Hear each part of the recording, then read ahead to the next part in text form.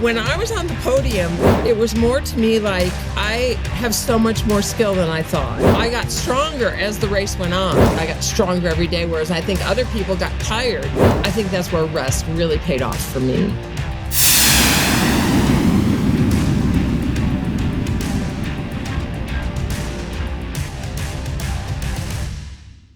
Bicycle racing is full of utter exhaustion and serious risks, including mountain climbs and high-speed downhill crashes on slick roads that at best can result in road rash, or worse, can cause concussions and broken bones. When we think of the elite level of this sport, the Tour de France immediately comes to mind. Men conducting a grueling weeks-long ride through the mountains of France with the winner crowned on the final day on the Champs-Élysées.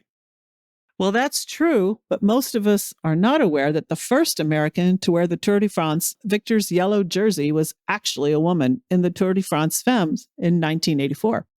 That tour began with a race in 1955, but was not held again until 1984 under the official seal of the Tour de France. And we're delighted today to talk with the woman who won it all that year, Marianne Martin. She'll talk to us about pro cycling as a sport, the risks, and the highs associated with competing at the highest level. Many thanks to our sponsor for this episode, Culligan Water. Culligan's drinking water systems deliver the superior filtration and refreshing hydration you need to fuel your high-performance lifestyle. Learn more at Culligan.com. And we caught up with Marianne at home in Colorado after a long camping trip on a different form of riding, her horse. Marianne Martin, welcome to the Adrenaline Zone. It's great to have you on the show. It's great to be here. I love nothing more than adrenaline, so let's talk. Great. But all right, well, let's start at the beginning then. So where did you come from and how did you get interested in competitive cycling? Because I believe you started out as a runner, right? I did. I came from a really small town in Michigan, and I was actually a runner before running was cool, and then ran in college until I injured myself. So that's how I picked up my bike. Wow. So you just picked it up and started, cycling and immediately got into competitive cycling, or was it a natural progression? No. I started riding, and you meet the guys in the bike shop and they say, oh, come riding with us. And then they say, oh, you're so strong, and oh, you should try this race. And so then I tried the race and I actually did really well. It was an uphill race, which, climbing is still my best skill. And then it just started from there. I actually joined a bike team, not really wanting to race, but the barbecues and the parties and things sounded great to me. And at first I really didn't like it that much. I had never been in competitive anything before, and I didn't like that whole thing. But once you start doing well, it's contagious. I really got hooked. Yeah, cool. So you got lured into it by the social aspect and by the people at the bike store, and pretty soon you're in competitive cycling. So what does the women's competitive cycling circuit even look like? What kind of courses are there, the range of the events and so forth? Well, back then it was, there was, I think mostly criteriums, where it's around a small circuit and it's more about speed. And a lot of times, the women's groups were sometimes small. So sometimes we raced with the veteran men. We'd have our own prizes, but so it was a new thing back then. But I didn't have anything to compare it to. So to me, it was this big world of bike racing, and I wasn't really good at the criteriums at that point. So then when there was a road race and I did well, that's when I really started falling into it, because it was just sort of feeling it out. What's this about? And seeing if I really liked it. It wasn't until I started doing really well that I really liked it. So I would imagine, from criterion, initial rookie road races, I'm feeling this out, to the highest level where you're competitive for the women's national team, there must be some levels in between. Or is it just like, you're good and next thing you know, you're there? Or how does that work? Are there different degrees of the sport? for you? That's a great question. And there are different degrees of the sport. It's now classified as when you begin your class 4, and then you move up to class 3, and then you move up to class 1, 2. And I think class 1 is national team. And for women, I think we were all put together. But so I started riding and met a coach. Luckily, my best friend was dating him, and Andy Pruitt, and he taught me what training was and what racing was. And so I started doing better. And then I wanted to go to the national team because I wanted to say, well, how good am I? Because once I started working with Andy, I started winning, even the criterions, which I wasn't that good about. But to actually train instead of just go ride your bike, that was a game changer for me. And so I could be efficient with my time on the bike. So I made the miles matter. And that was also exciting because I could see the change in me. I could see the change in my results. It was pretty powerful because it was a big change in my results, but it was also internally, I could feel the difference. So you move up. And then when I was, winning here locally, I wanted to do the national circuit. I wanted to say, well, I want to go higher. I want to go higher. Is there a large community of women competitive cyclists? And so do you run into the same people over and again, or has it grown over the years? How's that evolved? To be honest, I don't know locally now how big it is. When I was racing, yes, we were with the same people pretty much every race. So you got to know their strengths and weaknesses and could use that to your advantage as well. And back then, were you racing on a team or was it individual competition? There was a team, and I mean, with a peloton and the whole thing, where you're all cooperative, or is it just you're out there by yourself digging it out? We were on a team, but we weren't working as a team. It wasn't that sophisticated. There wasn't that much coaching for women at the time, really. And even when I got on the national team, Rebecca Twigg at the time was, Eddie B was the national coach, his little favorite. So there wasn't a lot of coaching for women back then. I learned everything I learned from hanging out with the men. Interesting. Wow.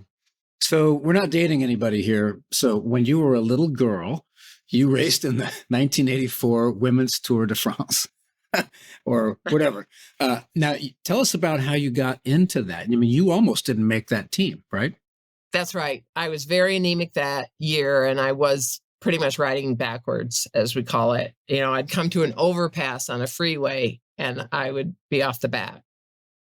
So I just had to be really diligent about my training. And that's one thing I think was to my advantage when I was racing, is that I was scientific about my training.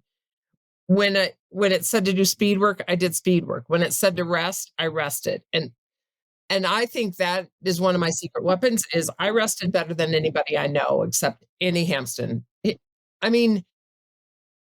Training is breaking down your body, and then resting is when you build it up. So if you don't thoroughly rest, you don't build it up. So when I was that spring, I wasn't riding very well at all, but I just kept to my training program. And then in June, I felt it coming around, and I drove down to the Olympic Training Center and begged for a spot on the team. And I just pleaded with Eddie, the coach, and I said, "Trust me, Eddie, you won't be disappointed." And I got that spot, and I don't, the angels were watching or whatever, but I was really fortunate to have that one last spot. So it was about 2 weeks before the race started that I actually got chosen for that. Wow. That team went over. Yeah. We're on the tour.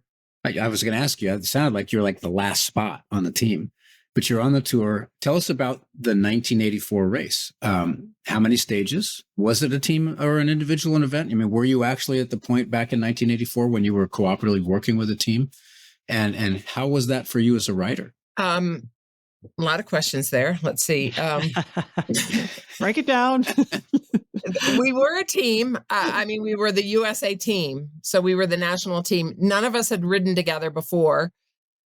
We barely knew each other. And we had our team manager there was French and didn't speak English. And I don't think he really even knew anything about cycling. So we weren't working as a team at the race.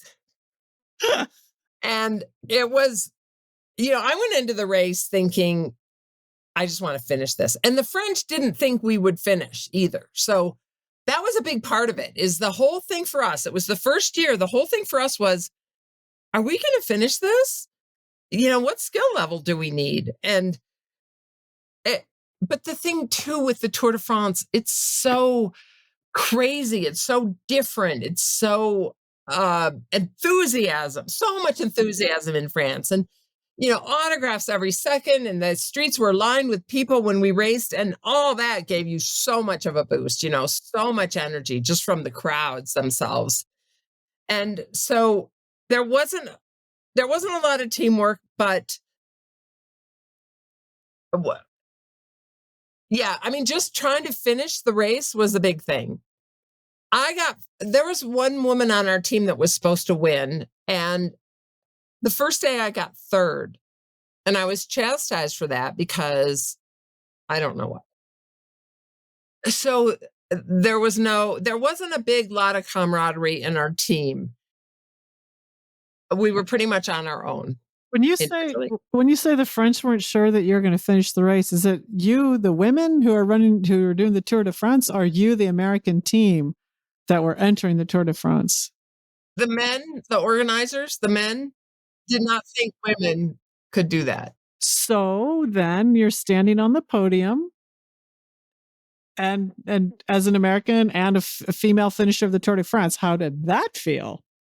Well, of course, it felt great. Yeah. I really never thought that we wouldn't finish, just because you don't quit. You just don't quit. I mean, your body can do so much. So when I was on the podium, it was more to me like, I have so much more skill than I thought. And I was very proud of myself and very, a little bit not believing, but climbing was always my forte. So it was the perfect race for me. And I'm not a one-day racer. I got stronger as the race went on. As I rode into it, I got stronger every day, whereas I think other people got tired because they don't rest enough. So I think that's where rest really paid off for me. So I want to know how you celebrated the win. Or should I even ask that? Well, no, there's photos. I mean, it had to be a big deal. I mean, holy cow.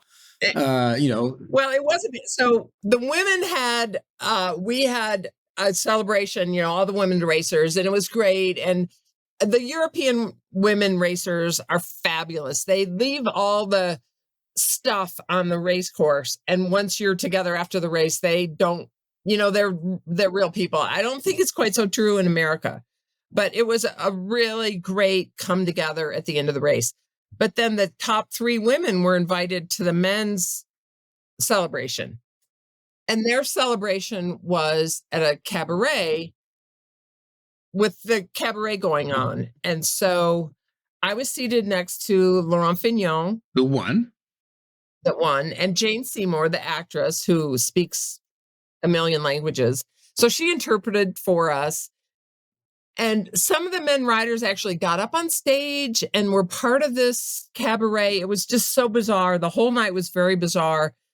And then we got up on stage and they had this huge bottle of champagne, and it was a knight in shining armor show. And so they whacked the top of the champagne bottle off and handed it to Fignon, and he's drinking out of it. And then he hands it to me and I'm drinking out of it. And then I don't. But, they really did whack it off. I mean, my lip was bleeding. I mean, it was, everything there was so, never would have happened in the United States. And that was as much fun as the whole race. It's just that the environment, everything about it was very unusual. And an adventure just in and of itself. That whole champagne slicing thing is a very European thing. When I had a Spanish ship in my carrier strike group, they taught me how to whack the top of a champagne bottle off with a sword, and it's a pretty neat trick. But so let's talk about Fenton. You all shared the podium together, but there was a little bit of a disparity in earnings between you and him at the time. There was, yes. And I'm probably not the right person to have that conversation with, because my feeling is I wanted to race my bike.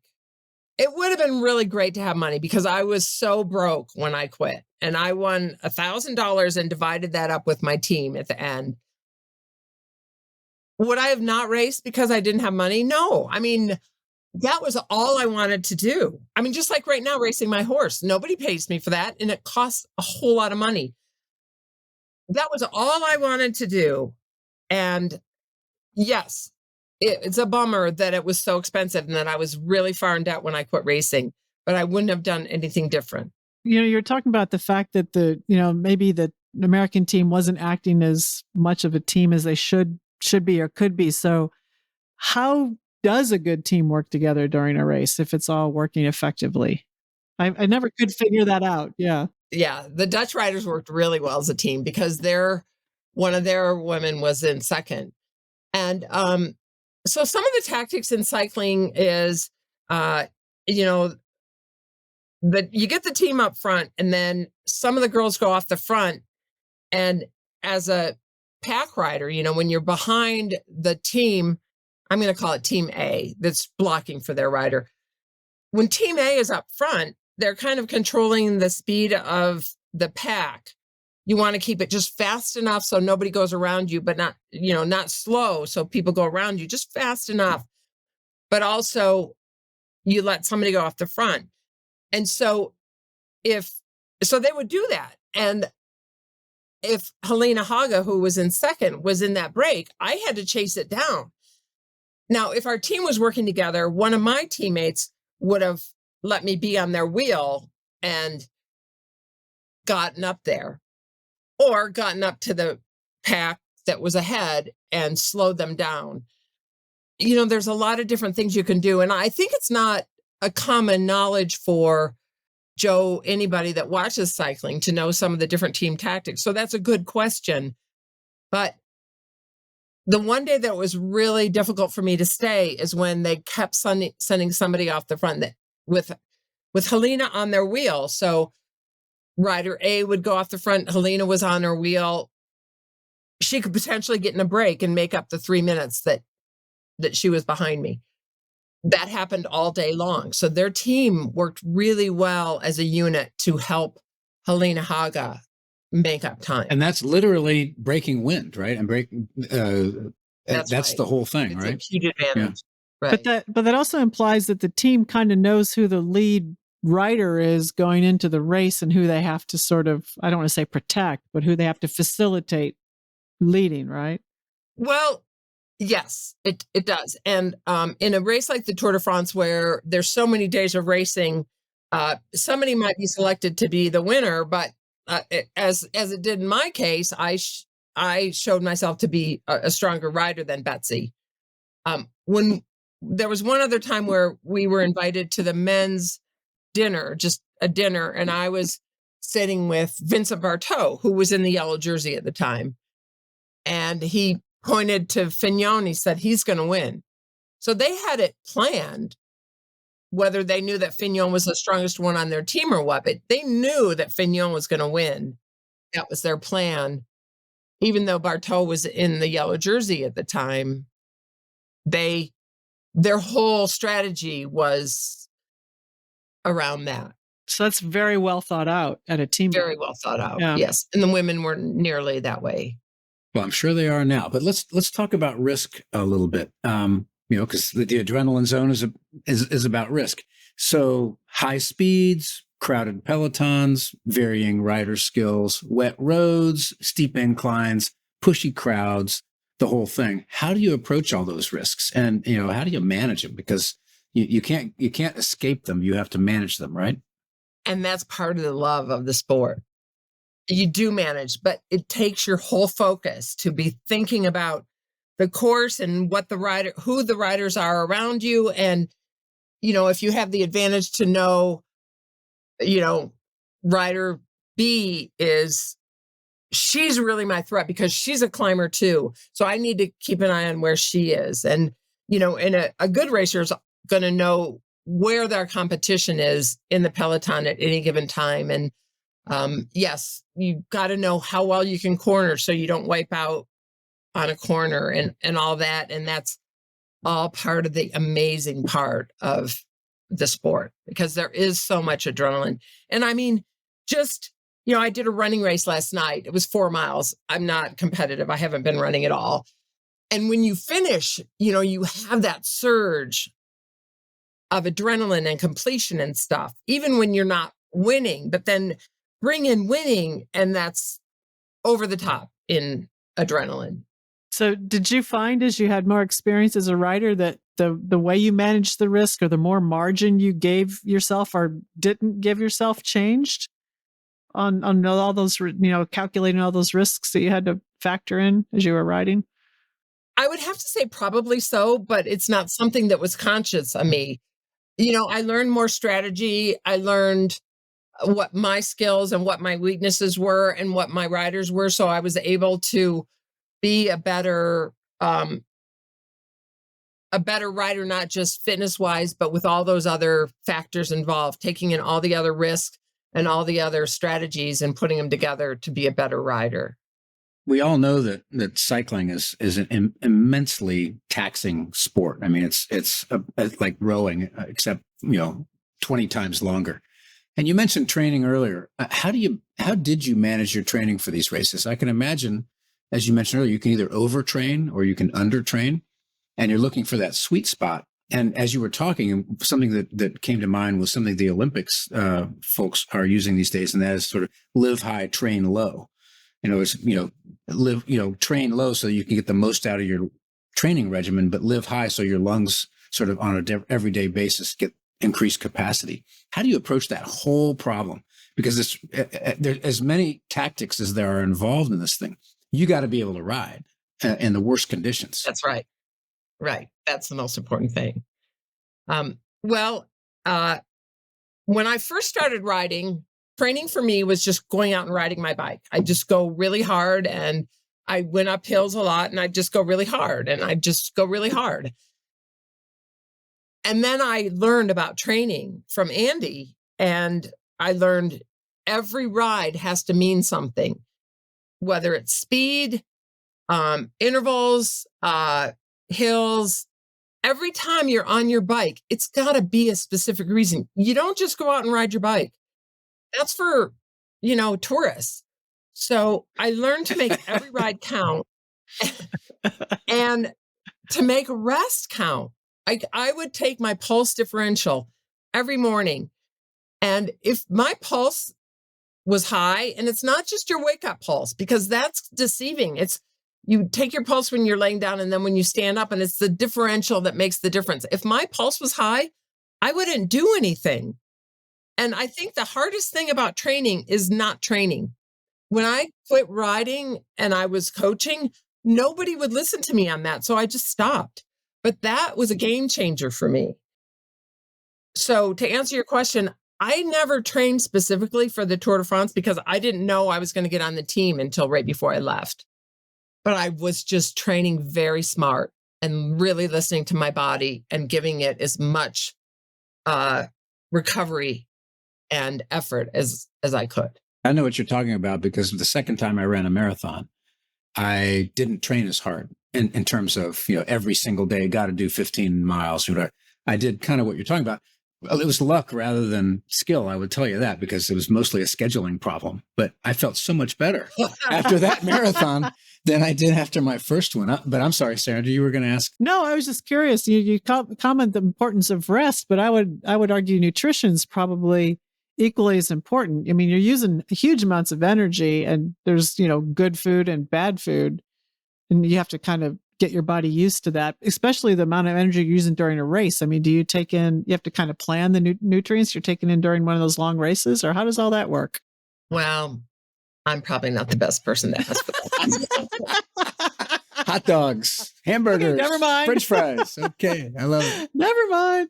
Yeah, that wasn't really much of a factor for you, huh? The nutrition. Well, I don't cook.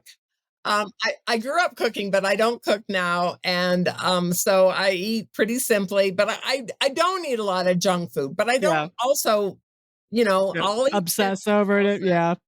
I don't eat a lot of sweets, but I don't pay attention to how I eat then or now. When you guys are doing the Tour de France, did you have a nutrition component to that or an energy ingest piece of that? Or did you just kind of eat? No, but they fed us every night and we were allowed to have some wine. Oh, very nice. French. Yeah. Yeah. Très bien. And the food wasn't great, but you know what? I didn't have to cook or clean up. So I was thrilled. We got food every night. And again, that's where I was just so excited to be there. I didn't need, sure, the men, when the couple times we got to go see where the men were staying, oh my gosh, they were like in posh with great dinners. But we were there. We were in France. We were racing every day. They were feeding us every day. We got massages every day. We got to race our bikes every day. What could be better? You're living the dream. That sounds nice. Living the dream.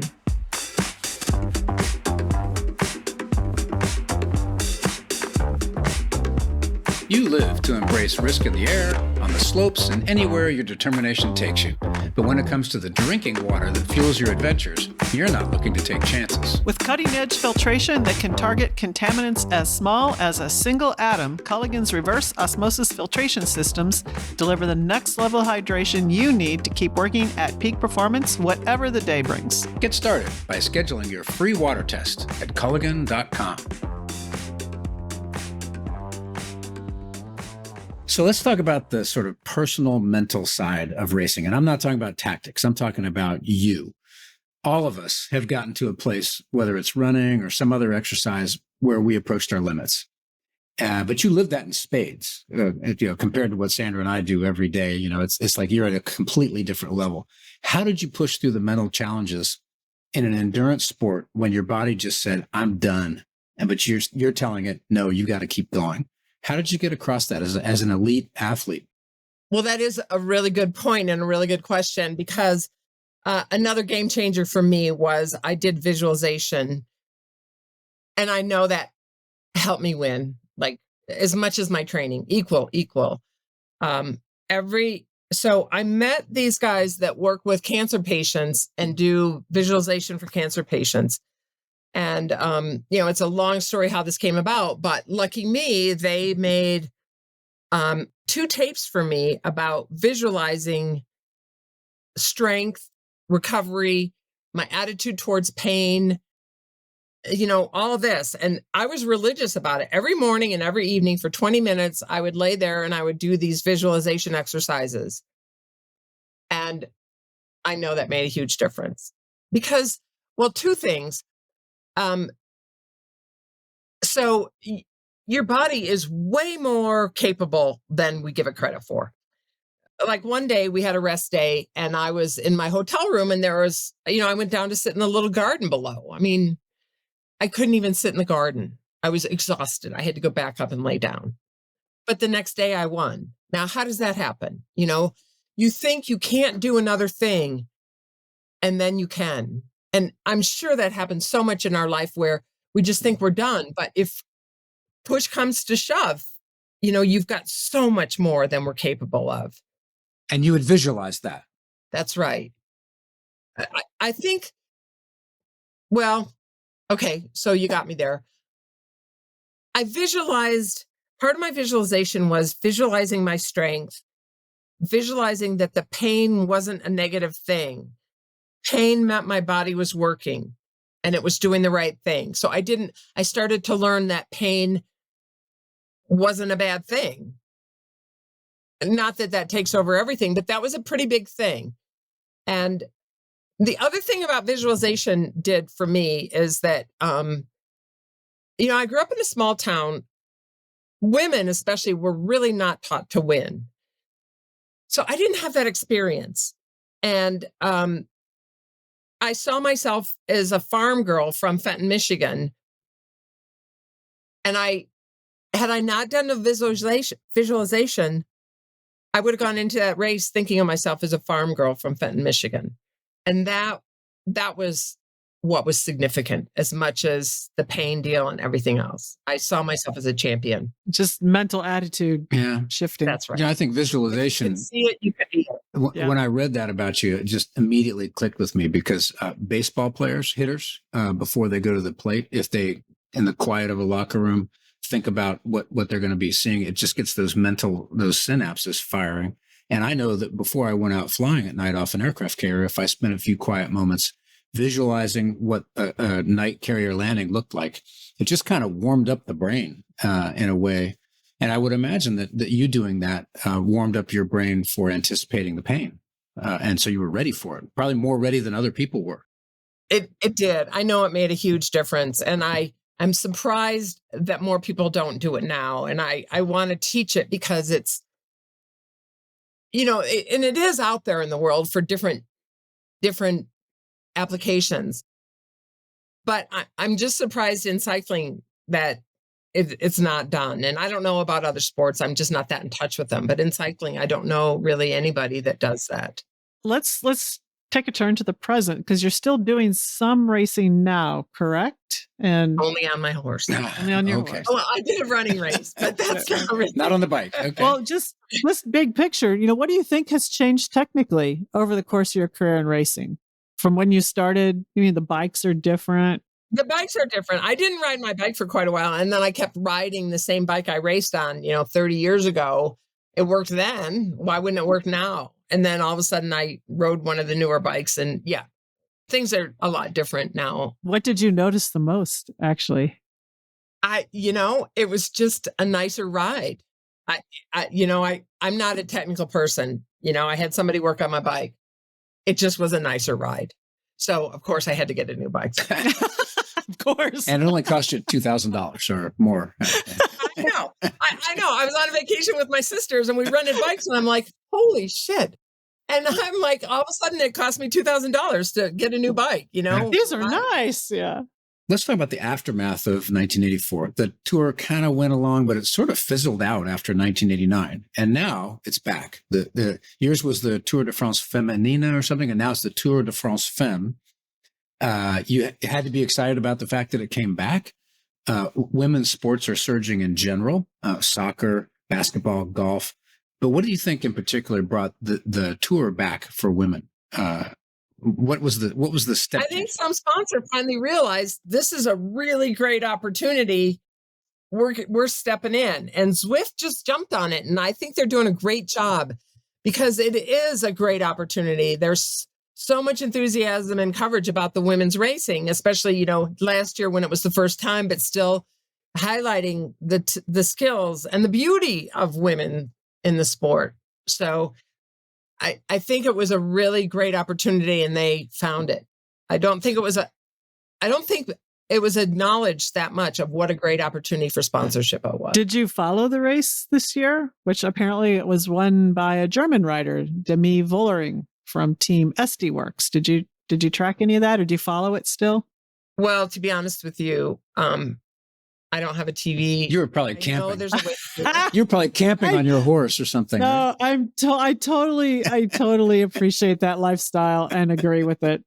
I have one, but I rarely use it. Well, and it's really fun when I go to a hotel room and there's a TV and I'll usually stay up till like 2 a.m. It is really fun watching TV, but, and again, I know there's a way to do it on the computer, but I don't. And I'd love to. And I especially love, for the men's race, I love hearing Phil Liggett and Bob. And I love the whole feeling of it. And I'm sure I would have loved the women too, but I just get caught up in it. It's so hard when I have a horse now, I have so little free time between keeping myself fit, keeping myself fit, and keeping my horse fit. So, there is a difference, though, in the format. When you raced in the Tour de France, it was 18 legs. They were shorter than the men's legs, but you still did the climbs. This the new format is only 8 legs. Tell us what you think about that. Because my sense is, if I were a betting man, I'd say no, it should be 18 legs. What do you think? I think it should be. I love it. I think there's something that happens in that transition too. Like, you go on a vacation for a week, you go on a vacation for 3 weeks, or, you do something for 3 weeks. It's a whole different game. And they don't have that luxury to put themselves in a different place that way, or to test themselves that much. And I think that was wonderful for us. We really got to push ourselves and test ourselves into a whole different realm. I don't think they quite get that far.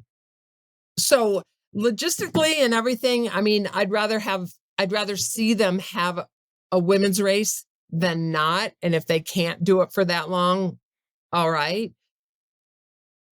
But I hope for women that one day they get to do. So it's because when I saw the Tour de France as an option, it was like holier than thou. I mean, it was just like the most pinnacle. And because it pushed you so much beyond what you thought you could do. Yeah. Well, maybe they'll grow over time into that. But, along those lines, though, for the next generation of women cyclists, or for young women listening to this podcast, what kind of advice would you give them if they're interested in getting into the sport of cycling? Besides rest, make sure you rest. Train rest. Well, there's a couple things, it really helps to find other people to ride with. And I rode with men, so that pushed me. And when men don't whine, and so you go out. Oh, yes, we do. You can't whine. You can't say, I'm tired, You can to a woman and they'll slow down, You can't. So to push yourself, to be patient when you're not liking it, or having a bad day, or you've got to change a flat, which I hate. But it's such a fluid, beautiful sport. It's so easy on your body. And I think, they say 28 days to a habit. So say you want to get into cycling and you don't like it. Well, yeah, you might not like it. You might not like it for a whole month. But I think so many things we do, we don't like at first. And so then we give up because we think, I don't like that. You have to get past that. Just stick with that. Was me in surfing. I had to do surfing for 3 weeks before I fell in love with it. It was pretty humiliating until then.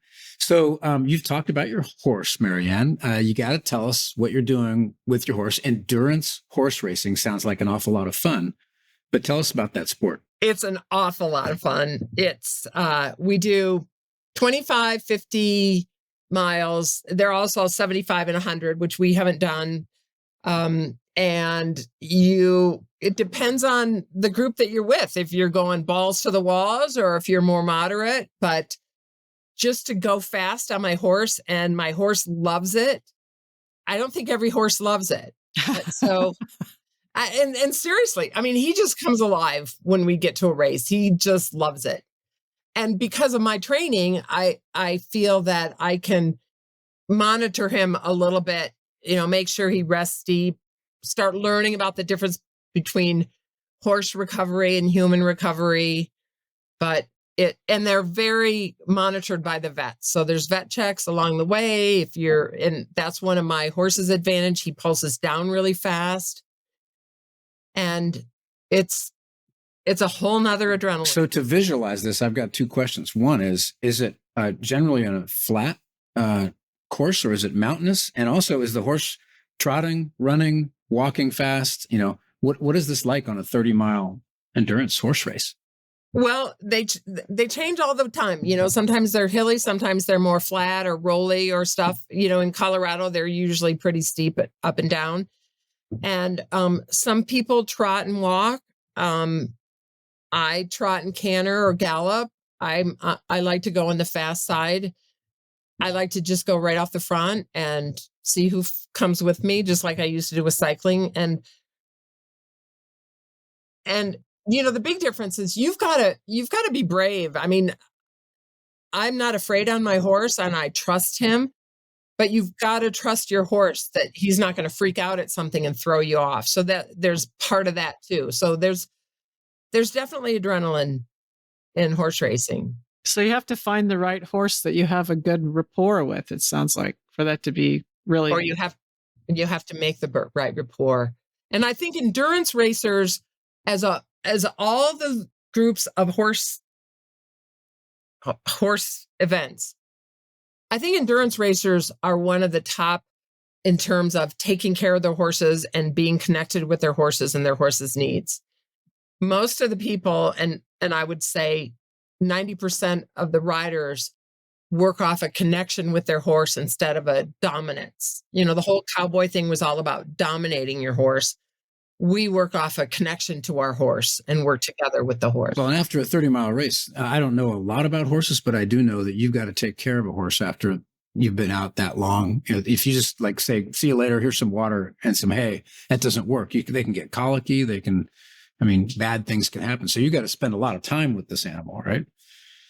That's right. Yeah. So I guess they say wisdom comes with age. So when you were younger, you were doing all the work going up the mountain. And now, now you have a horse doing all the work.